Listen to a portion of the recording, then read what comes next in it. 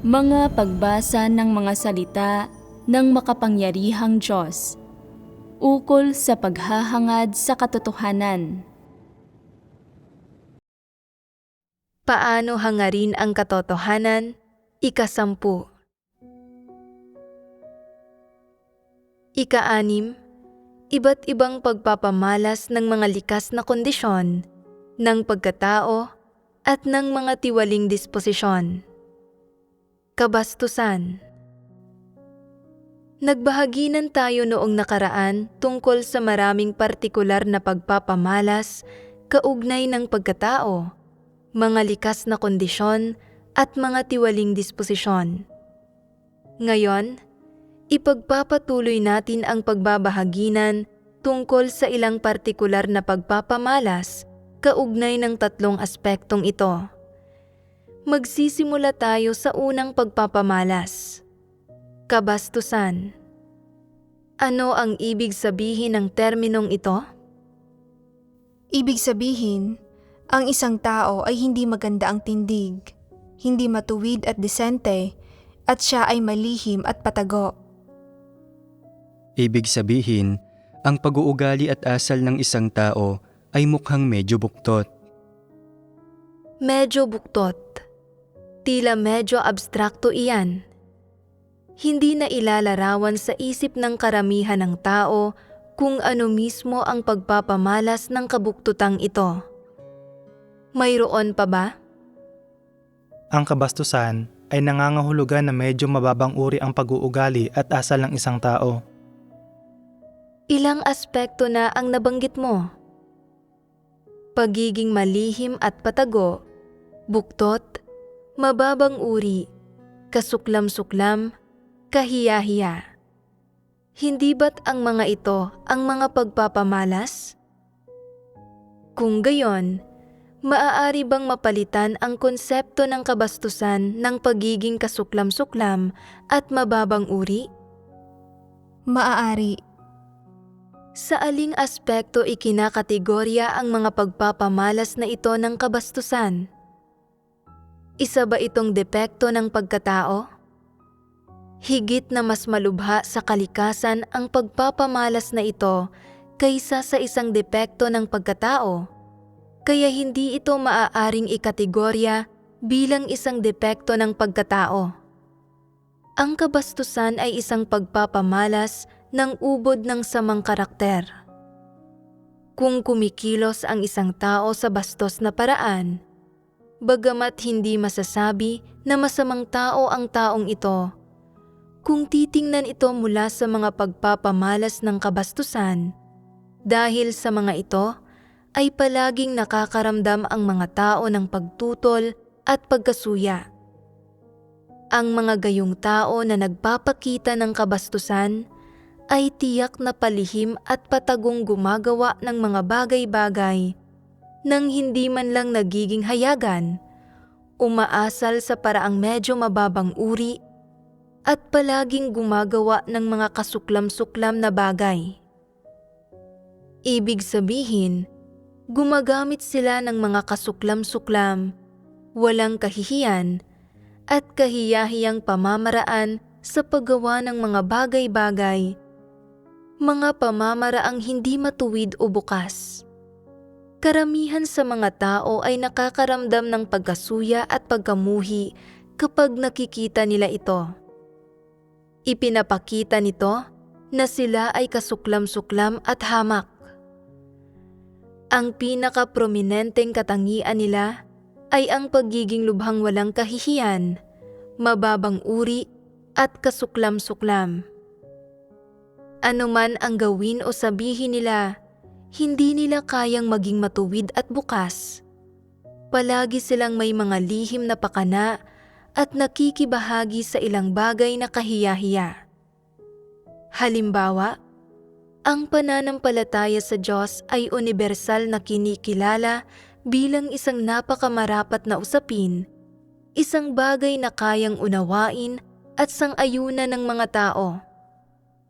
Pero kapag nananampalataya ang mga taong ito sa Diyos, kumikilos sila na parang natahak nila ang maling landas na para bang isa itong bagay na kahiya-hiya. Ang mga ito ang uri ng mga tao na kasuklam-suklam at bastos. Anong papel ang karaniwang ginagampanan ng mga taong bastos sa gitna ng iba? Gumaganap sila ng negatibong papel. Anong mga katangian ang mayroon ang mga gayong tao? Maaaring mula sa kanilang anyo, hindi mo masasabi na napakasama nila o hindi mo makikita na mayroon silang anumang masasamang intensyon sa kanilang ginagawa. Gayunpaman, pagkatapos mong makisalamuha sa kanila sa loob ng ilang panahon, nararamdaman mo na palagi silang nagsasalita at kumikilos sa paraang hindi matuwid at bukas. Magandang pakinggan ang sinasabi nila, pero iba ang ginagawa nila kapag walang nakakakita. Palagi mong nararamdamang hindi tama ang mga intensyon nila o na hindi sila nagsasalita tungkol sa mga bagay-bagay na nilalayo nilang gawin. Iniiwan kang naguguluhan. Sa huli, nararamdaman mo na lubhang hindi maaasahan ang gayong mga tao at gumagawa lang sila ng mga kasuklam-suklam, pailalim na bagay-bagay at palagi nilang sinisira ang iyong mga gawain. Ang mga ito ay mga bastos na tao. Hindi mo makikita ang mga tao na ito na hayagang nagpapahayag ng kanilang naiibang pananaw o hayagang nagsasatinig ng mga pagtutol. Sa harap ng iba, maaari pa ngang magsabi sila ng isang bagay na magandang pakinggan tulad ng, "Hindi natin pwedeng gawin iyan. Dapat tayong kumilos ng may konsensya." Gayunpaman, kapag walang nakakakita, minamanipula nila ang mga bagay-bagay, inuudyukan ang ilang tao na walang pagkilatis, hangal, at mangmang na kumilos ayon sa kanilang mga intensyon. Sa huli, nagagawa ang usaping gusto nilang isakatuparan, tinatamasa nila ang mga bunga ng pagsasakatuparang ito, subalit walang sino man ang nakakatanto na sila ang may kagagawan niyon. Nakikita mo na wala silang sinasabi o ginagawang anuman sa presensya ng iba, pero sa huli, nagpapatuloy sa direksyong minanipula nila ang takbo ng mga kaganapan. Mula sa perspektibang ito, ang gayong mga tao ay medyo lihim na mapanira din. May mga bastos na tao ba sa paligid ninyo? Karaniwan bang madaling makilatis o tunay na makilala ng iba ang mga bastos na tao? Hindi. Napakalalim na itinatago ng mga taong ito ang kanilang sarili. Ang issue sa kanila ay isang problema sa karakter. Mayroon silang mababang pagkataong diwa. Nakatagpo na ba kayo ng mga bastos na tao? Malinaw ba sa inyo ang tungkol sa mga pangunahing pagpapamalas ng gayong mga tao? Hindi masyado. Mula ngayon, kailangan ninyong bigyang pansin at obserbahan kung anong uri ng mga tao sa paligid ninyo ang madalas na nagbubunyag ng iba't ibang pagpapamalas ng kabastusan. Medyo abstrakto at nakatago ba ang mga pagpapamalas sa aspektong ito? Kahit na may ganoong mga tao sa paligid mo, dahil mahirap silang makilatis, hindi magiging madali para sa iyo na mapansin sila. Kapag isang araw ay natukoy nga ninyo ang gayong tao, maaari ninyo siyang obserbahan at itala ninyo ang mga pagpapamalas niya mula simula hanggang katapusan para makita ninyo kung ano talaga ang kanyang mga katangian at ang diwa niya, at pagkatapos ay ibuod ninyo ang mga ito. Hihinto muna tayo rito ngayon sa paksa ng pagpapamalas ng kabastusan. Kahalayan. Ang kasunod na pagpapamalas ay kahalayan. Una, tingnan ninyo, sa anong aspekto nabibilang ang kahalayan? Nabibilang ito sa ubod ng samang karakter. Kung gayon, sa pangkalahatan, anong uri ng mga problema ang tinutukoy ng kahalayan? Mga problema sa pag-asal sa pagitan ng mga tao. Lubos na tumpak iyan. Sa pangkalahatan, ang kahalayan ay kinapapalooban ng mga problema sa pag-asal sa pagitan ng mga lalaki at babae. Kung gayon, ang kahalayan ay nauukol ba sa mga lalaki o sa mga babae? Hindi ito nauukol lang sa iisang kasarian. May mga lalaking ganito at may mga babaeng ganito. Sa makatwid, hindi lang mga lalaki ang maaaring maging mahalay. Kung may mga problema ang mga babae sa pag-asal sa pagitan ng mga tao, kahalayan din ito. Kung gayon, ano ang mga partikular na pagpapamalas ng kahalayan? Palagi nilang gustong makihalubilo sa kasalungat na kasarian at magpakitang gilas. Anong uri ng problema ito? Hindi ba't medyo mahalay ito? Nasasabik sila kapag nakikita ang kasalungat na kasarian. Kapag mas maraming tao ng kasalungat na kasarian ang naroroon, mas nasasabik sila at mas lalong gusto nilang magpakitang gilas. Lalo na para sa ilang tao, hanggang sa anong antas sila nagpapakitang gilas? Paglalantad ng kanilang mga dibdib at pagtatambad ng kanilang likod, paggawa ng mga mapanuksong galaw, pagsasabi ng mga mapanuksong salita. Hindi ba't mga pagpapamalas ito ng kahalayan? Hanggat may mga miyembro ng kasalungat na kasarian sa paligid, anuman ang edad nila o gusto man nila ang mga taong ito, nagbibihis sila ng nakakaagaw pansin, mapangakit o kahali-halina para akitin ang kasalungat na kasarian. Hindi ba't pagpapamalas ito ng kahalayan? Ito ang pinakakaraniwang pagpapamalas. Naging karaniwan na ang mga penomenong ito at nakikita bilang hindi kakaiba sa gitna ng mga walang pananampalataya. Hindi nila ito itinuturing na kahalayan, kundi sa halip ay nakikita nila ito bilang napaka-normal at napaka-marapat. Naniniwala sila na dapat magbihis ng maganda ang parehong kasarian para maging kaakit-akit at hangaan ng kasalungat na kasarian para mahalina ang kasalungat na kasarian na ligawan sila. Ang gayong mga kaisipan at pananaw ba ay mahahalay na kaisipan at pananaw?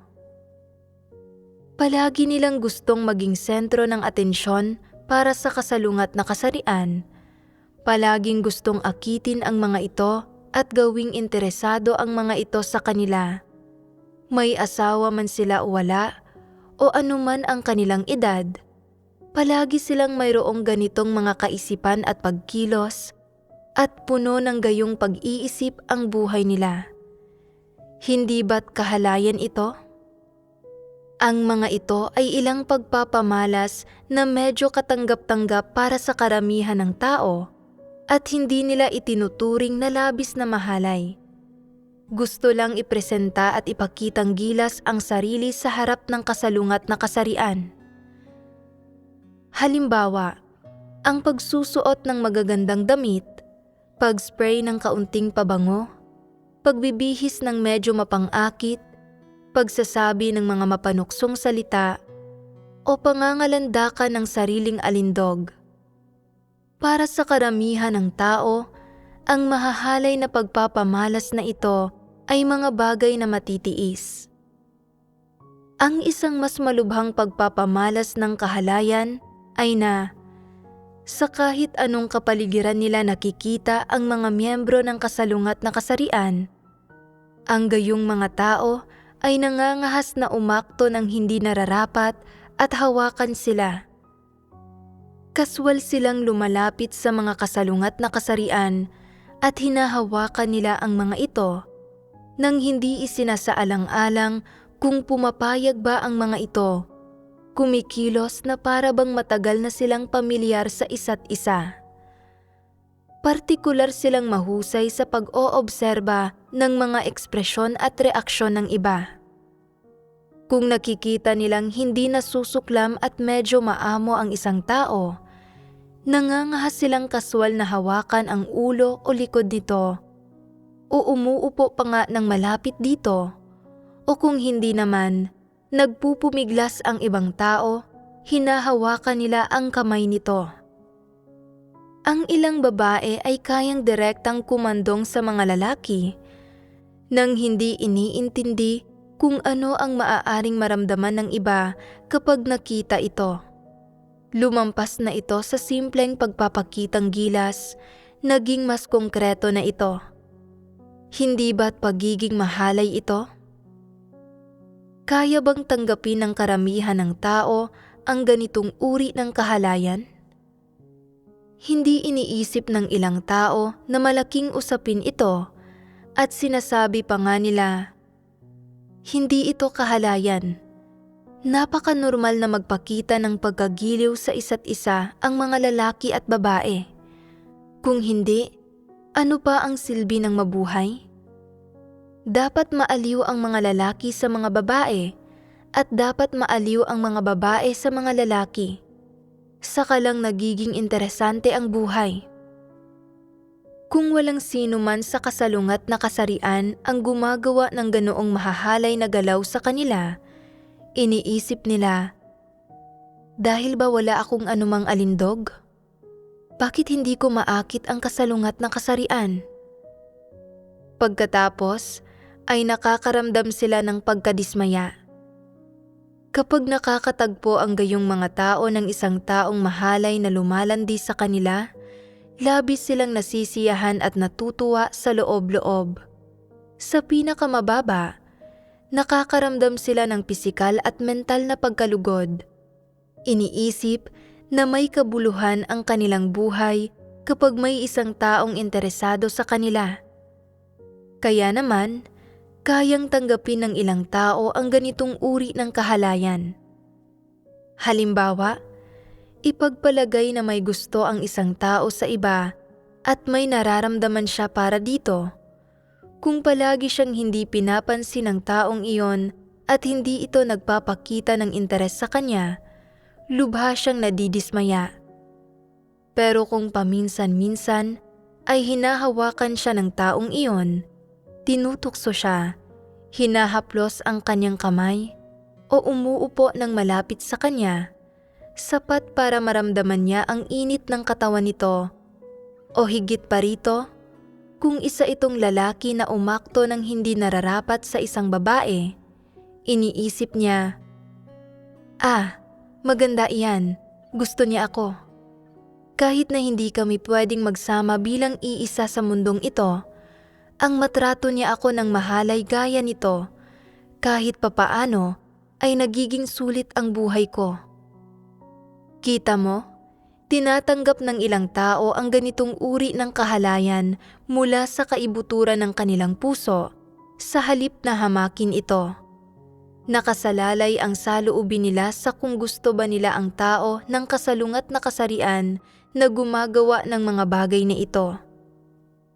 Kung gusto nila ang taong ito at hindi sila nakakaramdam ng pag-ayaw o pinananabikan pa nga nila ito sa kanilang puso, kung gayon, hindi nila hinahamak ang gayong mahahalay na tao o mahahalay na kilos. Sa halip, kaya nilang tanggapin ang mga ito at maging bukas sa mga ito sa kanilang puso. Binibigyan ang mga ito ng puwang sa kanilang puso.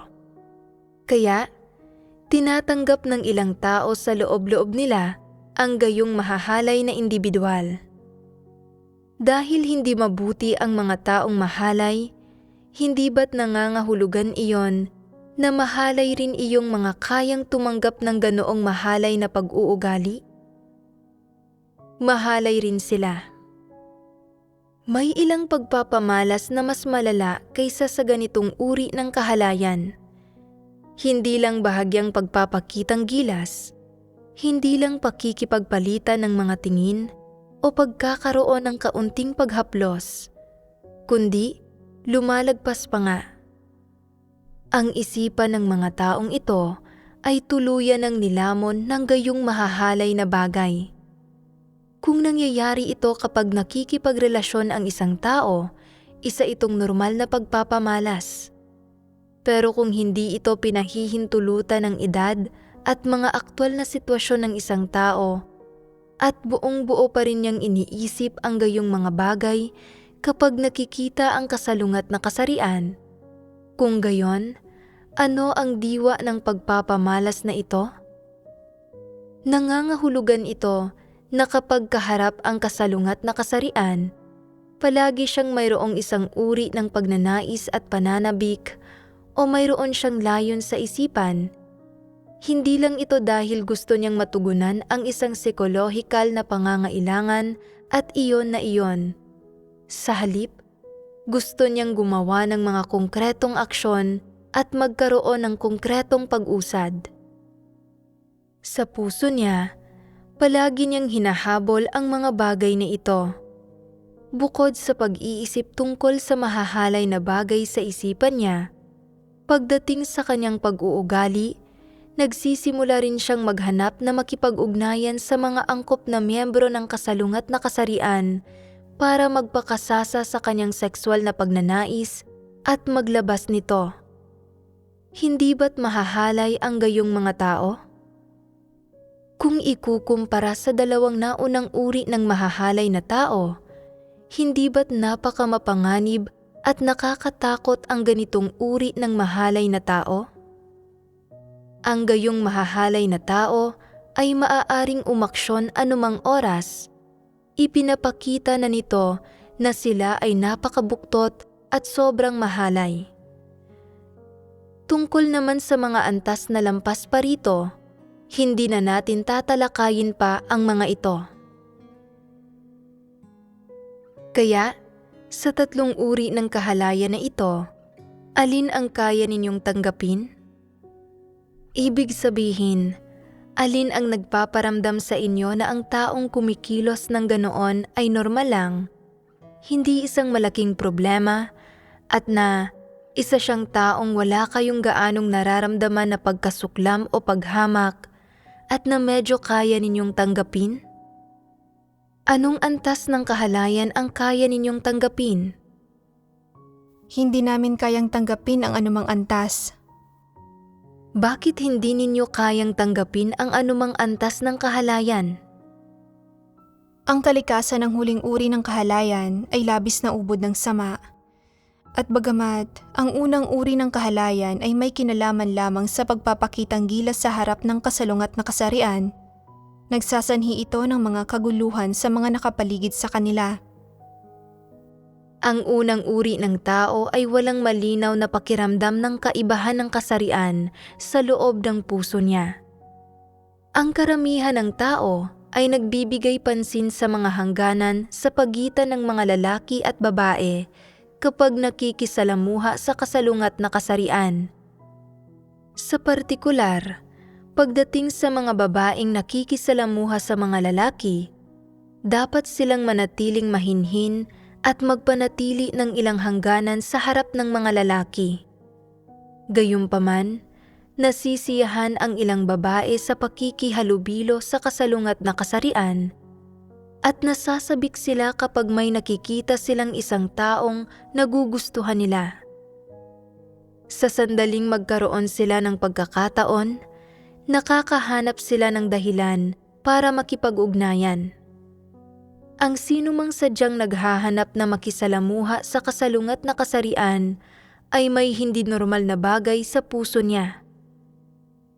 Bagamat ang unang uri ng kahalayan ay hindi naglalaman ng konkretong mahahalay na paraan ng pagkilos o humahantong sa anumang konkretong pangyayari, at hindi rin ito kinapapalooban ng sexual na pag-atake batay sa kanilang mga pagpapamalas, sa usapin ng pag-asal sa pagitan ng mga tao.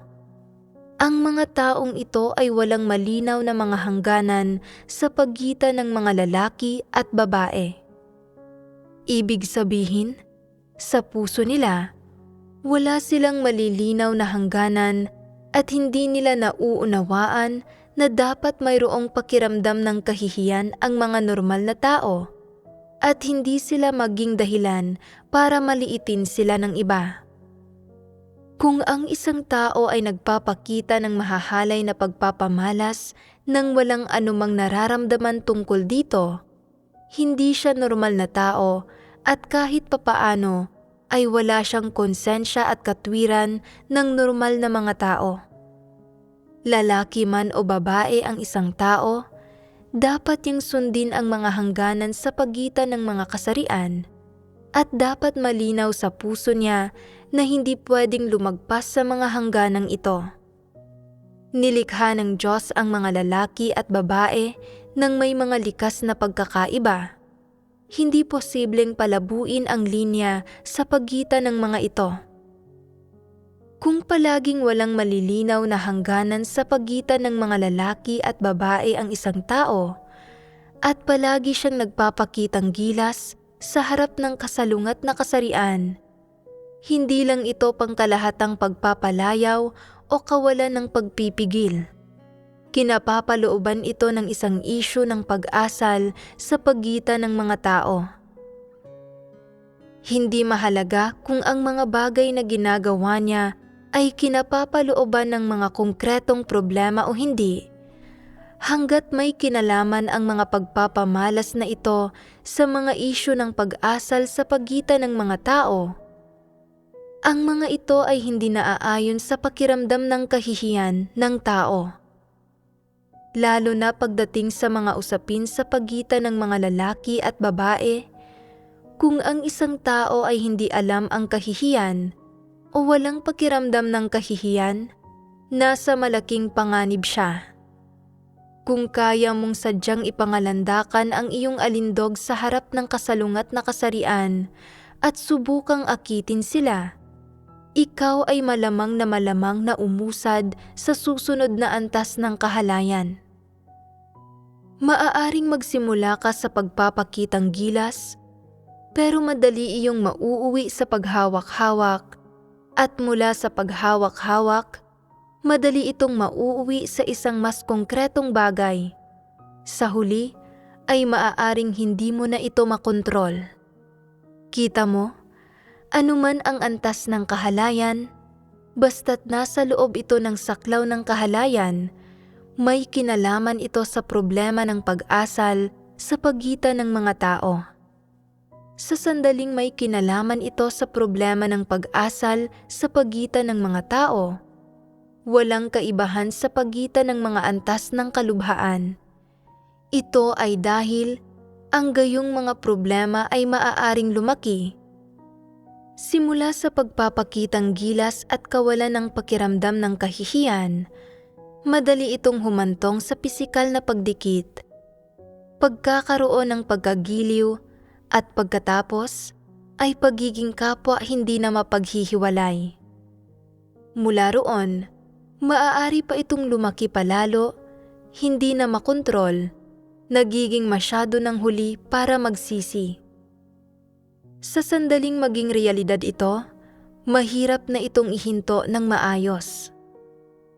Kaya, anumang uri ng mga pagpapamalas ng kahalayan ang ipinapakita mo, hanggat may kinalaman ito sa problema ng pag-asal sa pagitan ng mga tao, kung hindi mo pipigilan ang iyong sarili at wala kang pakiramdam ng kahihiyan, kung ikaw ay ganap na walang pakialam sa sinasabi ng iba tungkol sa iyo, kung paano ka sinusuri ng mga tao, o kung paano ka tinitingnan ng Diyos, kung gayon, nasa malaking panganib ka. Ano ang ibig sabihin ng pagiging nasa malaking panganib? Nangangahulugan ito na mula sa karaniwang mahahalay na kilos at mga pagpapamalas, napakadaling mabulok at gumawa ng mga balighong bagay na panghabang buhay mong pagsisisihan. Nauunawaan mo ba? Sa makatwid, kung hindi mo makilatis ang diwa ng problema ng kahalayan at nabibigo kang lutasin ito ng napapanahon, ikaw ay nasa malaking panganib. Kung nagpapakita ka ng gayong mga pagpapamalas o nasisiyahan ka sa paghahangad ng mga gayong bagay, pinatutunayan ito na may malubhang problema sa pagkatao mo. Anong problema? Kawalan ng pakiramdam ng kahihiyan. Ang isyu ng pag-asal sa pagitan ng mga tao ay nauugnay sa pakiramdam ng kahihiyan ng isang tao. Kung wala kang pakiramdam ng kahihiyan, wala kang mga hangganan kapag ginagawa ang mga gayong bagay. Kahit ano ang maisip mo, kaya mong isagawa. Ang mga kaisipan at pagnanais mo ay hindi makokontrol ni malilimitahan. Hanggat naaangkop ang kapaligiran, gagamitin ng mga kaisipan at pagnanais mo ang pagkakataon para magpamalas. Unti-unting lulobo ang mga ito at aabot sa punto ng pagsabog. Ito ay hahantong sa mga kakilakilabot na kahihinatnan. Kung mayroong gayong mahahalay na tao sa paligid ninyo, na ang problema ng kahalayan ay hindi lang paminsan-minsang pagbitiw ng isang mapanuksong pananalita at ang kahalayan ay hindi nakatuon lamang sa iilang partikular na individual. Sa halip, madalas silang kumikilos sa ganitong paraan nang walang anumang pakiramdam ng kahihiyan at nananatiling hindi nalulutas ang problema kahit na hinahamak, pinaaalalahanan o binabalaan sila ng iba. Nagpapatuloy pa rin silang maging mahalay at lalo pang lumalala ang kanilang kahalayan. At kung makatagpo kayo ng ganoong mga tao, dapat ninyo silang iwasan. Bakit ninyo sila dapat iwasan? Dahil walang kahihiyan ang mahahalay na tao.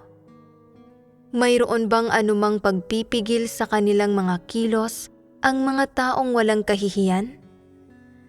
Kaya ba nilang pigilin ang sarili nila? Hindi nila kayang pigilin ang sarili nila, kaya dapat mong iwasan ang gayong mga tao.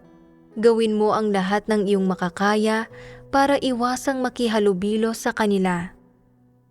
Kung dahil sa trabaho ay kinakailangan mong makipag-ugnayan sa kanila at hindi ito maiiwasan, panatilihin ito na mahigpit na usaping trabaho lamang, pero pinakamainam na may ilang iba pang tao na naroroon kapag nakikipag-ugnayan ka sa kanila. Huwag makipag-ugnayan sa kanila ng mag-isa ka lang at huwag mo silang bigyan ng anumang pagkakataon na makapagsamantala. Gawin mo ang lahat ng iyong makakaya para maiwasang maging mag-isa kasama sila, para hindi ka mahulog sa tukso at hindi mabigyan si Satanas ng anumang pagkakataon na makapagsamantala.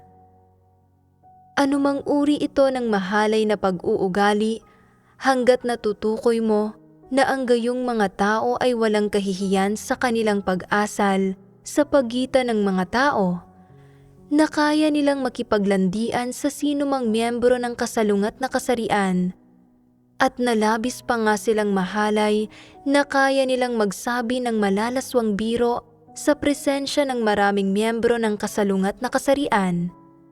Nagsasalita na para bang ganap na normal lang ito. Nagsasanhi na ang mga nakakarinig ay mamula, mapahiya at hindi makayanang pakinggan ito. Samantalang sila mismo ay walang nararamdaman, walang kamalay-malay at walang pakialam. Kung gayon, ang ganoong mga tao ay dapat iwasan. Naiintindihan mo ba?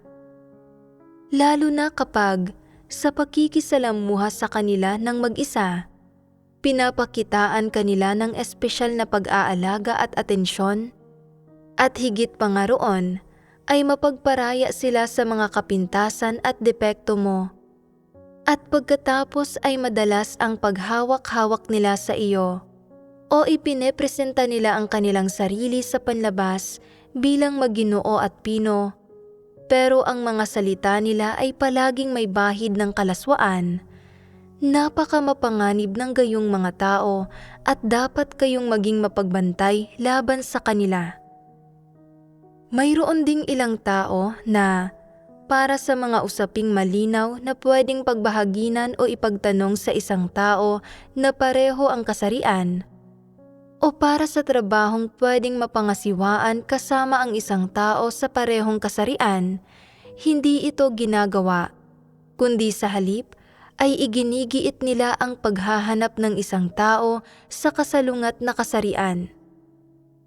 Alinmang miyembro ng kasalungat na kasarian ang puntirya nila, palagi nila itong tinatanong, kinukulit, at nagpapasimula sila ng mga hindi kinakailangang pag-uusap at gumagawa-gawa sila ng mga bagay para istorbohin ito.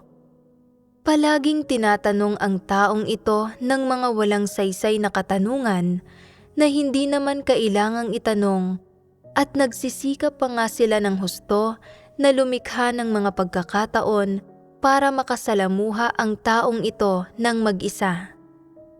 Ang layo nila ng paghahanap ng mga pagkakataon ay para matugunan nila ang sarili nilang mga pagnanais. Lalaki ka man o babae, ano ang dapat mong gawin kapag nakatagpo ka ng gayong mga tao? Dapat kang mag-isip ng paraan para tanggihan sila. Ipaliwanag mo sa kanila ang mga bagay-bagay ng napakalinaw. Huwag bastang lumayo sa kanila ng tahimik at isipin na sapat na iyon. Kung kinukulit ka nila paminsan-minsan lang, maaaring hindi mo matukoy kung umaasal sila ng hindi desente. Pero kung paulit-ulit ka nilang kinukulit, kailangan mo itong linawin sa kanila. Ano ang dapat mong sabihin? Maaari mong sabihin sa kanila, mahigit 1 o 2 beses mo na akong kinulit. Ano ba talaga ang pakay mo? Maging malinaw ka nga. Mayroon ba talaga tayong ganoong uri ng ugnayan sa trabaho? Napakaraming taong pwede mong tanungin, pero iginigiit mong tanungin ako at lapitan ako. Ganoon ba talaga tayo kalapit sa isa't isa? Huwag mong gawin ito. Hindi ako interesado at ayaw kong makihalubilo sa mga tao sa ganitong paraan. Pakiusap, huwag mo na akong istorbohin muli sa hinaharap. Wala akong anumang interes sa iyo. Kung patuloy mo akong guguluhin ng ganito sa hinaharap, hindi na ako magiging mabait. Anong diskarte ang dapat gawin sa gayong mga tao? Layuan sila at tanggihan sila. Kung nananatiling hindi nagbabago ang gayong mga tao sa kabila ng paulit-ulit na paalala, paano sila dapat harapin? Dapat silang harapin ayon sa mga pang-administratibong regulasyon ng iglesia sa pamamagitan ng pagbubukod o pagpapaalis sa kanila. Ang ilang individual ay mapagpalugod ng tao na hindi nangangahas na salungatin ang iba at sa loob-loob ay natatakot sa ganitong uri ng mahalay na tao. Problema ito. Maaari lang silang maging laruan ng mga ito. Ang gayong mahahalay na tao ay dapat ratuhin ng napakaseryoso. Dapat maging mas malamig ang pakikitungo mo sa kanila, pero hindi kailangan na magalit. Magsalita ka lang ng kalmado. Huwag na tayong maglaro ng mga pambatang laro na ito. Nakikita ko ng malinaw kung ano ang pakay mo. Hindi uubra ang pakikipaglaro sa akin ng ganito. Hindi kita gusto, kaya pakiusap, huwag mo na akong guluhin pa ulit. Kung paulit-ulit mo akong kukulitin, marami akong paraan para pakitunguhan ka. Hindi ba't pagtanggi ito sa kanila? Magagawa ba ninyong tanggihan sila sa ganitong paraan? Matapos marinig ang mga salita ng Diyos, oo. Bago magsalita ang Diyos, Hindi kami maglalakas loob na tanggihan sila ng ganito. Siyempre, halimbawa lang ito. Ang gayong mga sitwasyon ay hindi lang limitado sa mga kababaihang ginugulo ng kalalakihan, kasama rin dito ang kalalakihang ginugulo ng mga kababaihan. Sa madaling salita, lalaki ka man o babae na ginugulo, kung malinaw mong nakikita na ang gayong mahahalay na tao ay talagang ang hindi nakikipag-ugnayan ng normal sa mga pakikisalamuha, taus-pusong mga pag-uusap o hindi kumukonsulta sa iyo, pwede mo silang tanggihan. Kapag nakikisalamuha sa gayong mga tao, napakadaling maramdaman ang kanilang intensyon at dapat kang maging mapagbantay. Dapat mong sabihin sa kanila, hindi tayo pamilyar sa isa't isa, kaya mas mabuting huwag mo akong guluhin. Kung paulit-ulit ka nilang ginugulo at masyado ka pa ring nahihiya na tanggihan sila, nag-aalala na baka masaktan mo ang damdamin nila at iniisip na bilang mga kapatid ay dapat kang maging mapagparaya sa kanila, dapat mong maunawaan ang mga kahihinatnan na maaaring idulot ng gayong pagpaparaya. Kung gusto mo sila at handa kang makipaghalubilo sa kanila, kalayaan mo iyan. Siyempre, hindi ba't kahangalan ang makisimpatiya o ang magkagusto pa nga sa isang mahalay na tao? Kung kaya nilang umasal ng mahalay sa iyo, kaya rin nilang gawin iyon sa iba. Ang pagkikihalubilo sa gayong mga tao ay parang paghuhukay ng sarili mong libingan, pagtawag sa kamatayan. Sa makatwid, sa gayong mga tao, dapat mo silang direktang tanggihan, linawin mo sa kanila ang mga bagay-bagay, at sabihin mo sa kanila na panatilihin ang kanilang distansya. Hindi ba't napakasimple niyon? Ang tunay na mahahalay na tao ay tumutukoy sa mga taong walang kahihiyan sa kanilang pagkatao. Siyempre, lalaki man o babae, maaaring magpakita ng kaunting abnormal na mga pagpapamalas ang mga tao kapag nakakaharap ang kasalungat na kasarian.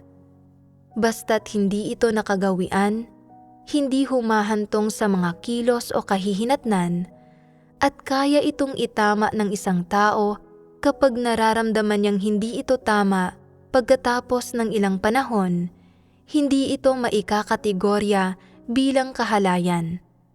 Itong mga medyo abnormal na pagpapamalas ay hindi dapat gawing pangkalahatan. Ang pagiging mahalay ay isang pagpapamalas ng kawalan ng kahihiyan sa loob ng pagkatao ng isang tao. Ang pangunahing pagpapamalas ng gayong mga tao ay na wala silang kahihiyan sa kanilang pag-asal sa pagitan ng mga tao. Sila ay walang preno, walang pagpipigil, at partikular na malaswa. Ito ay ikinakategorya bilang ang pagpapamalas ng kahalayan sa loob ng pagkatao ng isang tao. Ngayon, alam mo na ba kung paano pakitunguhan at pangasiwaan ang gayong mga tao? Iyan na lahat para sa ating talakayan tungkol sa paksa ng kahalayan.